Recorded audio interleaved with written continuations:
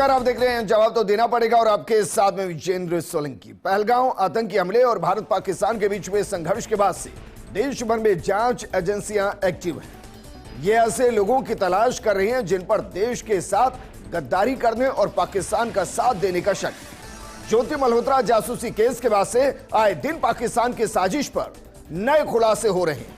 अलग अलग राज्यों से अब तक 15 जासूसी के आरोपियों की गिरफ्तारी हो चुकी है। ऐसे ही सीमावर्ती क्षेत्र जैसलमेर से एक आईएसआई के मददगार होने के आरोप में शकूर खान पर शिकंजा कसा गया है। हैरत की बात यह है कि यह कोई आम नागरिक नहीं बल्कि सरकारी कर्मचारी है। जिला रोजगार कार्यालय में क्लर्क शकूर खान नाम का एक शख्स बिना किसी विभागीय अनुमति के पाकिस्तान की कई बार यात्रा कर चुका है, जिस पर आरोप है कि पाकिस्तान के साथ खुफिया जानकारी शेयर की गई। आज बात इसी मुद्दे पर कि यह शकूर खान का ईमान बेईमान है या फिर मामला ईमान से ज्यादा धर्म से जुड़ा है, और क्या इसमें सौदेबाज पाकिस्तान है जो खरीद रहा था।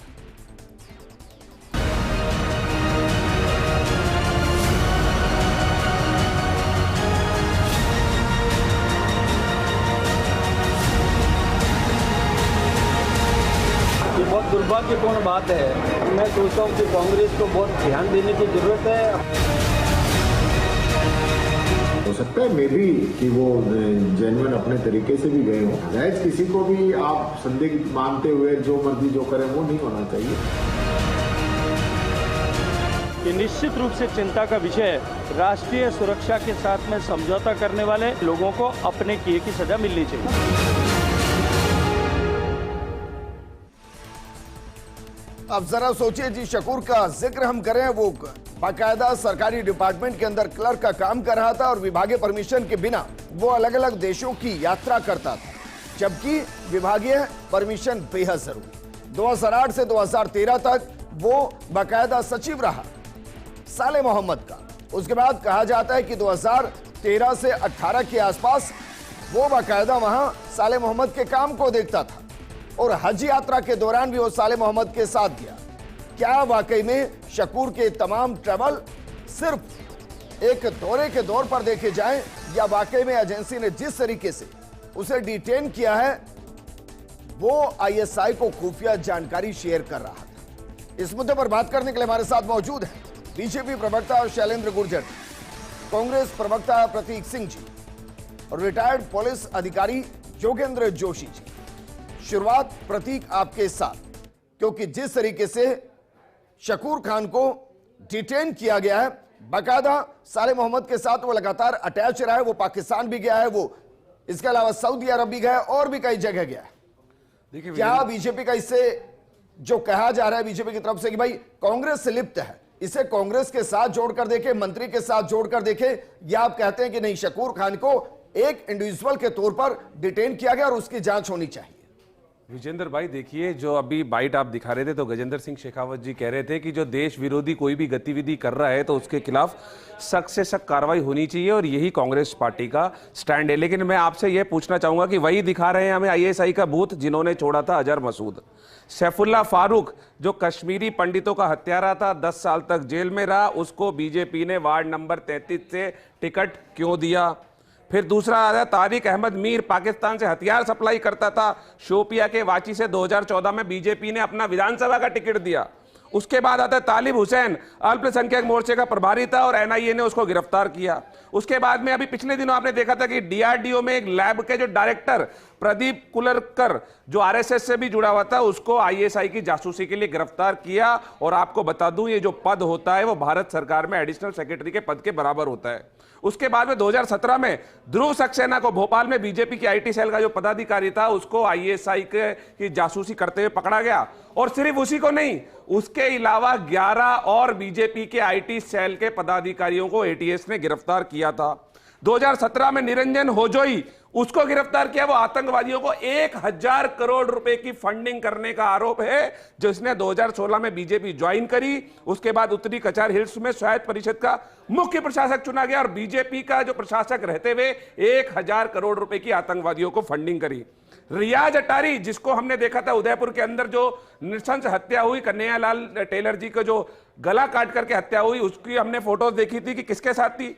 बीजेपी के नेताओं के साथ। तो ये ऐसा क्यों होता है कि बीजेपी के नेताओं के साथ में इतने सारे लोग हैं, आप इसके अंदर तो बीजेपी को नहीं जोड़ रहे, बीजेपी के नेता इसके अंदर तो नहीं बोल रहे कि हमारी बीजेपी इसके अंदर लिप्त थी। हम तो कह रहे हैं सिर्फ कुछ मेरे ख्याल में 1 या 1.5 साल के लिए वो जो साले मोहम्मद जी है उनका पीए रहा था, लेकिन उसकी ज्वाइनिंग कब हुई थी? 2006 में। 2006 में किसकी सरकार थी? किसने बिना डॉक्यूमेंट वेरिफिकेशन के, किसने पुलिस बिना पुलिस वेरिफिकेशन के उसको सरकारी नौकरी में ज्वाइन करा दिया? तो ये हमारे ऊपर जो ठीकरा फोड़ने से अच्छा होगा कि बीजेपी अपने गिरेबान में जाकर के देखे, आतंकवादियों को टिकट देना बंद करे। आईएसआई की बात कर रहे हैं, पठानकोट पे आईएसआई को किसने बुलाया, किसने वहां पे बैठा करके चाय नाश्ता कराया? ये बिना, आप बता रहे हैं कि एक सिर्फ विभाग को बिना अनुमति के वहां पे चला गया। अरे नरेंद्र मोदी जी तो बिना अनुमति के, बिना बताए किसी को भी पाकिस्तान चले गए थे, उनसे भी पूछताछ करते।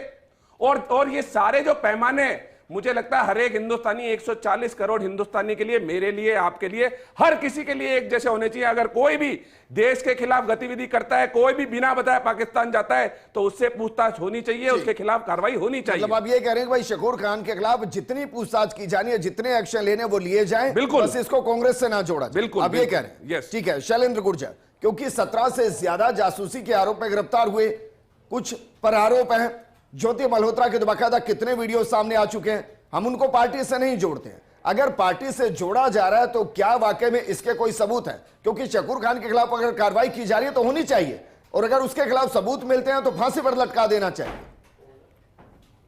विजेंद्र जी, देखिए, आज भारत के वीर सुपुत्र, पराक्रमी, शूरवीर, स्वाभिमानी महाराणा प्रताप की जयंती है। मैं उनको शत-शत नमन करता हूं, और उनकी याद में मैं एक कविता आपको सुनाना चाहता हूं। जब जब हिंदू हुआ पराजित, अपनों की गद्दारी थी, वरना सेना महाराणा की उन मुगलों पर भारी थी। 17 बार मोहम्मद गौरी पृथ्वीराज से हारा था, छलबल का करके प्रयोग उस शूरवीर को मारा था। पृथ्वीराज से हिंदवीर हर जंग में बाजी मार गए, पर जयचंद की गद्दारी जिससे हिंदू हार गए। तो जो ऑपरेशन सिंदूर हुआ और जिससे बौखलाहट हो गई पूरे पाकिस्तान में, और आपने देखा जो भारत में लगातार जो पाकिस्तान परस्त लोग हैं, जो पाकिस्तान के लिए जासूसी कर रहे हैं, उन पर लगातार एक्शन किया जा रहा है। और उसी कड़ी में आपने देखा कि ये नहीं, सवाल ये है कि भाई कांग्रेस से जो इसको जोड़ा जा रहा है, एक शेर मैं भी सुना देता हूं। ता उम्र मैं शीशा साफ करता रहा और धूल चेहरे पर लगी थी, क्योंकि जिस तरीके से प्रतीक ने जो गिनाए सीरियलवार, वो भी तो आपके ही साथ जुड़े हुए थे। तो क्या बीजेपी आतंकवाद को पोषित करती है? नहीं, व्यक्ति हो सकता है ना सर।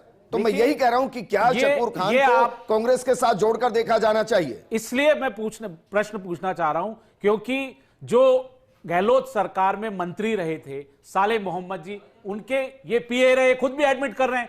जब वो उनके साथ पीए रहे, कई बार पाकिस्तान की उन्होंने यात्रा की, सऊदी अरब की यात्रा की, और किस तरह से आईएसआई के लिए जो सबूत जुटा रहे थे या उनके लिए उनके कनेक्शन मिल रहे हैं, ये सब जांच का विषय है। तो साले मोहम्मद को गिरफ्तार कीजिए सर। अगर शकूर खान, अगर वो गया है तो फिर साले मोहम्मद को गिरफ्तार कीजिए। अगर शकूर खान की जांच में साले मोहम्मद तक आज जाएगी तो उनको भी गिरफ्तार किया जाएगा राष्ट्रद्रोह के मुकदमे में। मैं आपको ये कहना चाहता हूं, क्योंकि हम चाहते हैं कि राजस्थान, बेसिक चीज को समझिए, एक पीए के साथ मंत्री नहीं जाता है, मंत्री के साथ एक पीए जाता है। ये तो बेसिक कॉन्सेप्ट होगा ना सर।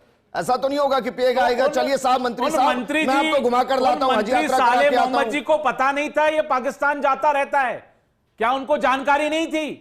अरे सर, वही तो मैं सवाल कर रहा हूं कि अगर आप बिना परमिशन जा रहे हैं, आप सरकारी कर्मचारी हैं, आप बिना विभाग की परमिशन के कैसे जा सकते हैं? ये एक नियम है। आप बिना जान, अब सही है। अब मैं आपसे सवाल कर रहा हूं, अब मुझे बताइए, 1 मिनट चैलेंज जी भाई, मुझे बताइए डिपार्टमेंटल अभी तक क्या कार्रवाई हुई? अगर उन्होंने डिपार्टमेंटल नॉर्म तोड़ा तो डिपार्टमेंटल एक्शन लीजिए। क्या वो बिना वीजा के गए? क्या वो डंकी स्टाइल में गया? क्या उसने वहां जाकर लीक किया? मुझे इससे लेना देना नहीं, लेकिन अगर डिपार्टमेंट को बिना बताए गए तो 2008 से लेकर 2025 तक डिपार्टमेंटल एक्शन क्यों नहीं? डिपार्टमेंट से बाहर क्यों नहीं? देखिए, बिल्कुल इस बार जो वो गए थे पाकिस्तान, वो विभाग को सूचना दिए बगैर गए थे। पहले उन्होंने सूचनाएं भी दी है, और अगर विभाग का अधिकारी भी इसमें कोई इन्वॉल्व होगा तो उसको भी बख्शा नहीं जाएगा। देखिए, भारत से इन जयचंदों को हटाना है, क्योंकि जयचंदों के कारण ही भारत हारता रहा है। कभी हमने पीठ पे छुरा जयचंद ने उन्हें मारा है। आपने देखा होगा ये बड़ी बड़ी बातें कर रहे हैं। आज ऑपरेशन सिंदूर किया, किसने किया? माननीय प्रधानमंत्री शैलेंद्र गुर्जर जी, वो एक अलग इशू है भाई। शैलेंद्र गुर्जर जी, क्यों चुप रही कांग्रेस? शैलेंद्र गुर्जर जी, वो एक अलग इशू है भाई। नहीं, शैलेंद्र गुर्जर जी, वो एक अलग इशू है एयरफोर्स भाई। मैं ये जानना चाह रहा हूं करने के लिए शैलेंद्र गुर्जर गांधी जी ने रोक दिया। शैलेंद्र गुर्जर जी, भाई ये इशू नहीं है, इस पर हम बहुत डिबेट कर चुके हैं। आज मैं एक बेसिक क्वेश्चन पूछ रहा हूं, जो मेरी कंफ्यूजन है कि भाई वो डिपार्टमेंट से बिना परमिशन के गया, इसलिए उस पर शक है, या उसने लीक की है डॉक्यूमेंट और उसके हमारे पास सबूत है, इसलिए हम उसको डिटेन कर रहे हैं। मैं सिर्फ ये जानना चाह रहा हूं। आप जो क्वेश्चन कर रहे हो वो जांच अधिकारी से क्वेश्चन करना चाहिए। आप जो मुझसे क्वेश्चन कर रहे हो सर, अमित मालविया कौन है? अमित मालविया जी, खोलिए ट्वीट उसका। तो उन्होंने कहा क्या कहा कनेक्शन उसने? है, तो उसी बेसिस पे इतने सबूत मिले हैं कि कांग्रेस पूरी गुनहगार। जांच जा रही है, योगेंद्र जोशी उसका कनेक्शन आईएसआई से मिला है। योगेंद्र जोशी जी, देश के अंदर पेस्टिसाइड होना चाहिए और इसमें पूरा हिंदुस्तान एकजुट है, एक मत है, पूरा समर्थन है कि जो जो अंदर देश के दुश्मन हैं उनको ढूंढिए, उनको दुनिया के सामने लेकर आइए और उनको सलाखों के पीछे फेंकते हुए कठोर से कठोर सजा दीजिए। इसमें कोई किंतु परंतु नहीं है। लेकिन क्या वाकई में इस पूरे केस के अंदर, क्योंकि अभी जांच चल रही है, लेकिन कहा जा रहा है कि डिपार्टमेंट से परमिशन नहीं ली गई, तो डिपार्टमेंटल तो एक्शन हुआ ही नहीं। देखिए विजेंद्र जी, डिपार्टमेंट से उन्होंने परमिशन नहीं ली, ये अलग मामला है। इनके लिए उनके खिलाफ विभागीय कार्रवाई हो, ये तो है। बाकी ये मामला मानना कि कांग्रेस का है और कांग्रेस के जो मंत्री हैं उनके पीए रहे हैं, इस वजह से ये आईएसआई से जुड़े हुए हैं या नहीं जुड़े हुए हैं, देखिए अभी तक जांच प्रारंभिक स्तर पे है और ये पता चला नहीं है। लेकिन मैं ये कह रहा हूं कि इस तरह के और भी बहुत सारे लोग हैं जो पकड़े गए हैं, जैसे ज्योति मल्होत्रा पकड़ी गई है, मोहम्मद तारिफ पकड़े गए, एक ये डॉक्टर थे झोलाजाब, एक मोतीराम एएसआई है सीआरपीएफ का, ये पकड़ा गया, ये नुरमान इलाही पकड़े गए जो फैक्ट्री के अंदर चौकीदार थे, ये शाहजाद व्यापारी हैं, ये इस तरह से ये पकड़े गए हैं, ये सुखप्रीत सिंह, कलवीर सिंह, गुजाला और यासीन, ये लोग जो पकड़े गए हैं ये किसी पार्टी से संबंधित नहीं है। ये वो लोग हैं जिनका पाकिस्तान में वहां की आईएसआई से संपर्क था और ये लोग पकड़े गए। ये लोग पकड़े गए तो अच्छी बात है, बिल्कुल। लेकिन अगर मान लीजिए ये मंत्री के जो पीए पकड़े गए हैं तो ये पकड़े गए इस बिना पर कि इन्होंने बिना अनुमति के यात्राएं की साथ और ये विदेश चले गए आगे। देखिए हमारे देश के अंदर पासपोर्ट और वीजा के जो नियम बने हुए हैं वो पाकिस्तान, बांग्लादेश या इस प्रकार के जितने देश हैं वो उटंग पटंग करते हैं, जो बदमाश देश हैं, जो हमारे लिए खतरा है, इनके लिए ये सख्ती वाले नियम बने हुए नहीं है। और यही कारण है कि ये आम नागरिकों की तरह वहां चले जाते हैं, वहां जाएंगे, वहां निकाह कर लेते हैं, निकाह करते ही वो उनकी पत्नी हो जाती है, वो यहां आ जाती है, यहां उनके कोई नियम नहीं है, यहां बच्चा पैदा कर लेते हैं, फिर यहां से वहां चले जाते हैं। आपने देखा ही जो चला था ये कार्यक्रम सिंदूर वाला, उस समय में जब ये पाकिस्तानी, बांग्लादेशी इनको जो चेक किया गया तो इनमें यही पाया गया कि एक व्यक्ति मान ली सीआरपीएफ का एक सिपाही था मुस्लिम, अब वो गया पाकिस्तान, वहां से मुस्लिम लेडीज शादी कर लाया, अब उसको यहां लेके आ गया। मेरा ये कहना है कि इनके अंदर जांच होनी चाहिए, लेकिन इसको राजनीतिक तौर पे नहीं देखना चाहिए। मैं वही कह रहा हूं, ये केस तो अलग है, क्योंकि जब आप उस इलाके में जाएंगे जैसलमेर के अंदर, मैं खुल कर आता हूं सर, जो साले मोहम्मद है उसे सिंधी मुसलमानों के बीच में धर्मगुरु माना जाता है और वो ऑफिशियल है सर, और वो पाकिस्तान के भी जो सिंधी मुसलमान है वो भी मानते हैं, वो भी मानते हैं, और हर 2-3 महीने में मूवमेंट होता है। बिल्कुल, वहां तो शादी रिलेशन होते हैं। बिल्कुल। तो उस सबके बीच में अगर एक धर्मगुरु जिसे आज तक कहा जा रहा है, मैं नहीं जानता कि उस तक ये जांच पहुंचेगी या नहीं पहुंचेगी, लेकिन अभी तक तो है, अगर उसका कोई एक जानकार वहां मूवमेंट कर रहा है तो अगर वो जासूस है तो फिर तो तार आगे तक जाने चाहिए। ये तो बिल्कुल बात सही है कि अगर वो जा रहा है, जाकर के वहां किसी से उसके अन्यथा संबंध है तो उसकी जानकारी करनी चाहिए। देखिए मोबाइल के नंबर हैं, मोबाइल कॉल डिटेल है, उससे पता लग जाएगा कि किस आईएसआई वाले से किससे संबंध है। जैसे उसकी ज्योति मल्होत्रा के थे तो उससे पता लग गया कि वो उसके फोटो भी मिल गए हैं, तो इनके भी मिल जाएंगे, कोई नई बात नहीं है। लेकिन इसको राजनीतिक तौर पर देखना उचित मैं नहीं समझता कि अभी प्रारंभिक तौर पर ही इसे राजनीति से जोड़ा जाए। ठीक है प्रतीक, एक और संशोधन मैं करता हूं, क्योंकि जो एक आ जा रहा है ना कि मंत्री का पी है, मैं उसको थोड़ा सही करूंगा कि वो उस वक्त के विधायक का पी है। क्योंकि जब वो मंत्री थे तब वो पीए नहीं था, लेकिन जैसलमेर के अंदर वो बाकायदा जो मुस्लिम वहां के लोग हैं उनको वीजा कहां कहां मिलेगा इसके काम को वो देखता था। वहां साले मोहम्मद के साथ उस वक्त भी जुड़ा हुआ था, बाकायदा उस दौरान वो हज यात्रा पर भी साले मोहम्मद के साथ गया। मैं ये इसलिए कह रहा हूं क्योंकि इसका मतलब है कि कनेक्शन बहुत करीबी है, नजदीकी है, तभी तो गया होगा। देखिए विजेंद्र, अगर ये जांच वहां तक पहुंची है तो क्या कांग्रेस इसमें यह आरोप लगाएगी कि भाई हमारे एक पूर्व मंत्री को टारगेट किया जा रहा है, या आप चाहते हैं कि निष्पक्ष जांच और जितने दोषी हैं उनको सामने लाया जाए, लेकिन होल पार्टी इसको ना देखा जाए? विजेंद्र भाई, निश्चित तौर पे निष्पक्ष जांच होनी चाहिए और जहां तक भी इसके तार जुड़ रहे हैं वहां तक इसकी जांच होनी चाहिए। कोई भी एक व्यक्ति अगर विभाग में है तो विभाग में सेक्रेटरी होता है, आईएएस अधिकारी होता है और अधिकारी होते हैं, उनको क्यों नहीं पता? तो उनसे भी पूछताछ होनी चाहिए। मैंने अभी आपको एक नाम बताया था, डीआरडीओ में जो लैब डायरेक्टर थे प्रदीप कुरुलकर, और उनकी जो पोस्ट थी वो भारत सरकार में एडिशनल सेक्रेटरी की पोस्ट थी। तो क्या भारत सरकार के उस मंत्री से फिर पूछताछ होनी चाहिए थी कि नहीं होनी चाहिए थी? क्योंकि भारत सरकार का एडिशनल सेक्रेटरी, और वो भी डीआरडीओ, इतनी इंपॉर्टेंट जो हमारी जो संस्था है उसके अंदर एडिशनल सेक्रेटरी लेवल का जो व्यक्ति था, उसके अंदर किसी से पूछताछ नहीं हुई।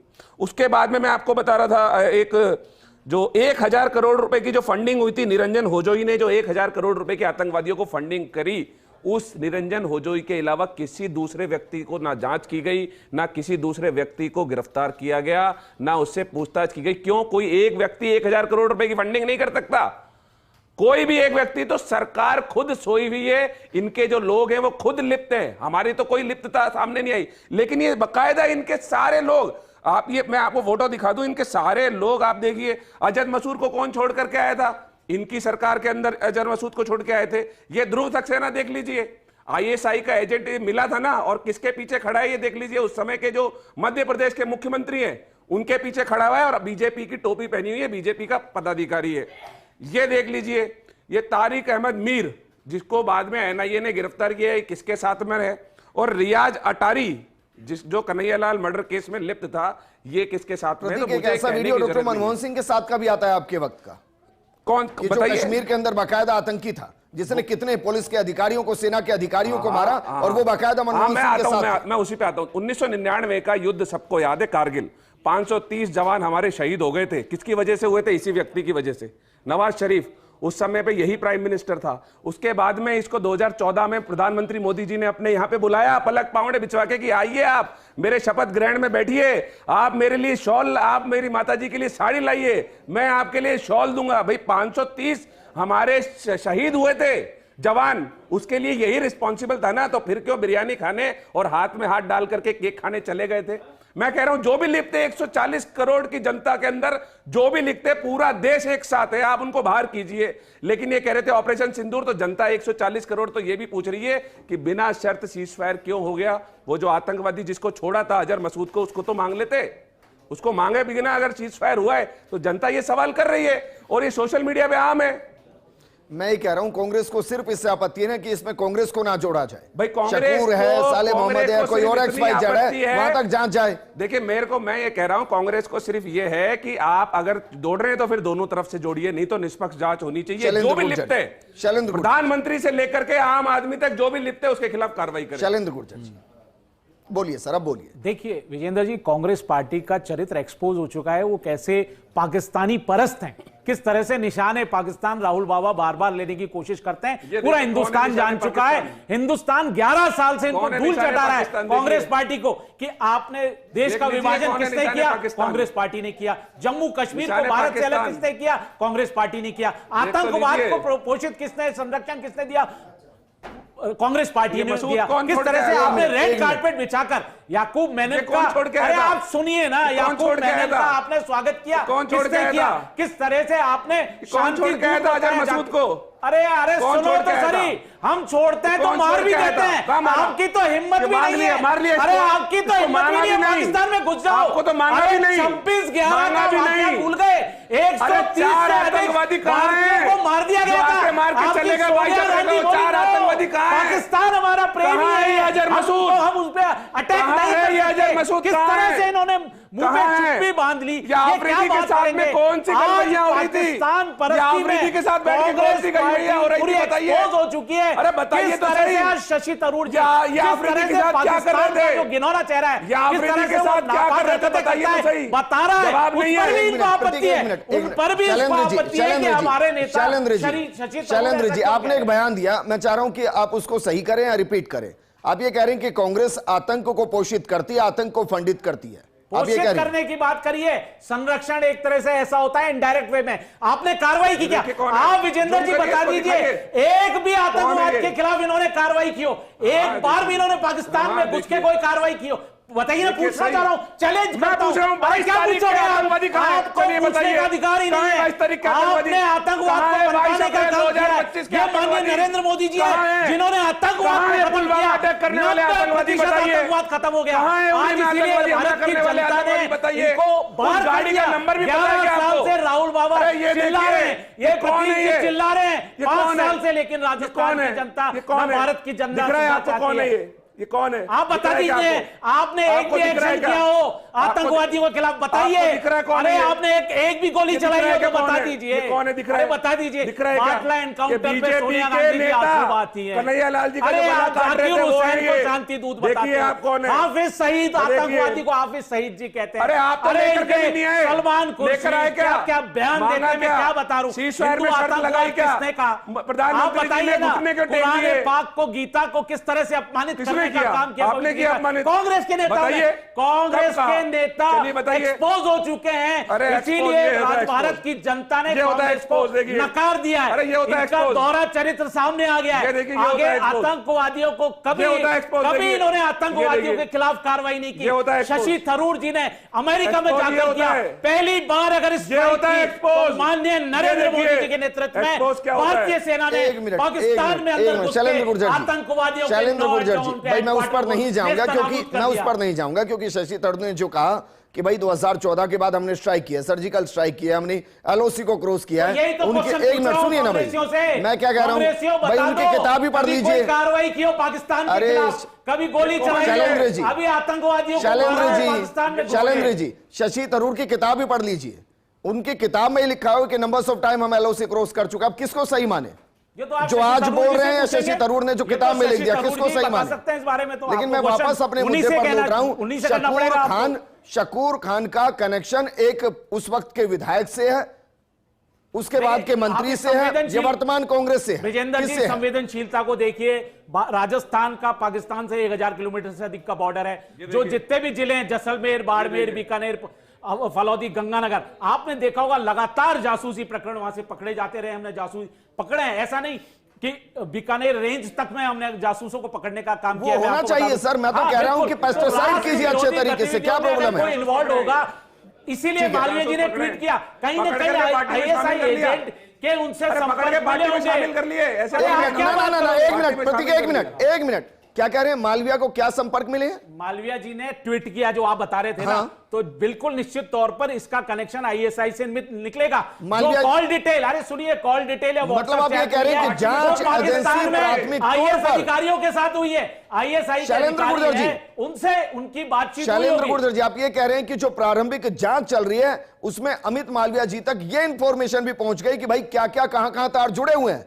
मतलब इंफॉर्मेशन इस तरीके से डिपार्टमेंट से अमित मालविया जी तक पहुंची है। आप क्या बता रहे हो? पूरा मीडिया बता रहा है, डिजिटल मीडिया बता रहा है, सोशल मीडिया बता रहा है, दैनिक भास्कर कि उनके आईएसआई से कनेक्शन हो सकते हैं, जिस हिसाब से खुफिया एजेंसी और इंटेलिजेंस एजेंसी को इनपुट मिला है। लगातार इन पे रडार में थे, ये कई सालों से। सर मैं उस पर जा ही नहीं रहा भाई, कई सालों से मैं जा ही नहीं रहा। और नजर अगर हमारी कोई जांच एजेंसी अगर किसी को डिटेन कर रही है, सबूत मिलेंगे। अरे सर, अगर हमारी जांच एजेंसी किसी को डिटेन कर रही है तो यकीनन कुछ ना कुछ होगा, तभी तो डिटेन किया गया है। मेरा कंसर्न यह है कि क्या वो इतना कुछ है जो वॉल पर लिखा जा रहा है, जो बयानों में आ रहा है, और क्या वो इतनी इन्वॉल्वमेंट है? मैं सिर्फ ये कह रहा हूं भाई, कंफर्म होगा बिल्कुल कि जांच एजेंसी के पास कुछ ना कुछ होगा। योगेंद्र जोशी जी, भाई जांच एजेंसी ऐसा थोड़ी ना है कि उन्होंने पर्ची निकाली होगी कि भाई आज इस नाम की पर्ची है, चलो इनको डिटेन करते हैं, ऐसा थोड़ी ना होगा। बाकायदा एक सिस्टमेटिक जांच होगी उनकी। हो सकता है मोबाइल को सर्विलांस पर लिया हो सकता है इनपुट्स हो, बाकी चीजें हो सकता है जो 16-17 इस वक्त जासूसी के आरोप में पकड़े गए हैं वहां से इंटरकनेक्शन इधर जुड़ा हो, 50 चीजें हो सकती हैं, तभी तो डिटेन किया होगा। बिल्कुल विजेंद्र जी, सालेम मोहम्मद जी, जैसा कि आपने बताया, ये हम सबको जानकारी है कि जो पाकिस्तान के इलाके हैं और जो हमारे यहाँ के इलाके हैं, वहाँ के धर्मगुरु हैं और वहाँ के लोग यहाँ आते हैं, यहाँ के लोग वहाँ जाते हैं। दूसरा, ये जो व्यक्ति है, ये अगर उनका काम देखता था तो वहाँ के लोगों से, वहाँ के दूतावासों से, वहाँ के धर्म स्थलों के अधिकारियों से, उनसे अगर ये संपर्क नहीं करेगा तो लोगों को सुविधाएं कैसे मुहैया कराएगा? तो नेचुरल है इसके मोबाइल के अंदर वहां के लोगों के नंबर जरूर मिले हैं, वहां के अधिकारियों के नंबर मिले होंगे। तो अब ये जांच का विषय है कि उनके नंबरों से वहां ट्रेस कर लिया जाए कि इस व्यक्ति ने वहां किन किन लोगों से क्यों बात की थी। ये चौड़े में आ जाएगी, कोई छुपाने वाली बात नहीं बात है। लेकिन सालेह मोहम्मद जी को इसलिए जोड़ लेना कि वो कांग्रेस के हैं और इसके ये इनका पीए रहा है, तो ये अभी प्रारंभिक तौर पर इस प्रकार का आक्षेप लगाना उचित नहीं है। लेकिन जैसे ही सर मैं इसको अलग नजर से देख रहा हूं भाई। आप 2008 से 2018 तक आप सोचिए 10 साल एक व्यक्ति आपके साथ है, वो आपके साथ हज यात्रा कर रहा है। एक मिनट, वो हज यात्रा भी कर रहा है आपके साथ, वो आपके कामकाज को जैसलमेर में भी देख रहा है, वो इंटर कंट्री आपके रिलेशन को भी मेंटेन कर रहा है। आपका नेटवर्क इतना कमजोर नहीं हो सकता बतौर मंत्री और बतौर एक धर्मगुरु कि आपको यह ना पता चले कि आपके साथ जो परछाई की तरह चल रहा है वो क्या कर रहा है। ये हो सकता है। ये तो बिल्कुल इस चीज की जानकारी उनको जरूर होगी और ऐसा नहीं हो सकता। ये इतना ही बहुत है कि कॉल डिटेल सामने आ जाएगी, व्हाट्सएप चैट सामने आ जाएंगे और उससे बिल्कुल क्लियर हो जाएगा, दूध का दूध पानी का पानी हो जाएगा। लेकिन अपना अनुसंधान जो टीवी से चल रहा है ये यहीं तक सीमित नहीं होना चाहिए, वहां तक पहुंचना चाहिए जहां तक उनसे जांच की जा रही है और उसके सालेह मोहम्मद से क्या संपर्क है और विदेशों से, पाकिस्तान से, बांग्लादेश से क्या संपर्क है, इसकी जानकारी भी टीवी चैनल पे और अखबारों के माध्यम से जनता को मिलनी चाहिए। शुक्रिया हमारे साथ जुड़ने के लिए शैलेंद्र जी, आपका भी शुक्रिया। और प्रतीक जी आपका भी शुक्रिया चर्चा में शामिल होने के लिए। अगर कोई देश का दुश्मन है तो उसे ना सिर्फ सलाखों में होना चाहिए बल्कि कठोर से कठोर सजा जो भी भारतीय दंड संहिता में है वो उसको मिलनी चाहिए। और वो जिन जिन के संपर्क में हो और जिन जिन्होंने देश के लिए दुश्मनी की उन सबको एक्सपोज होना चाहिए। लेकिन एक्सपोज होने के बीच में पॉलिटिक्स नहीं होनी चाहिए, क्योंकि ये राष्ट्र का मामला है और राष्ट्र का मामला बेहद संवेदनशील होता है। इस प्रोग्राम में फिलहाल इतना ही। नमस्कार।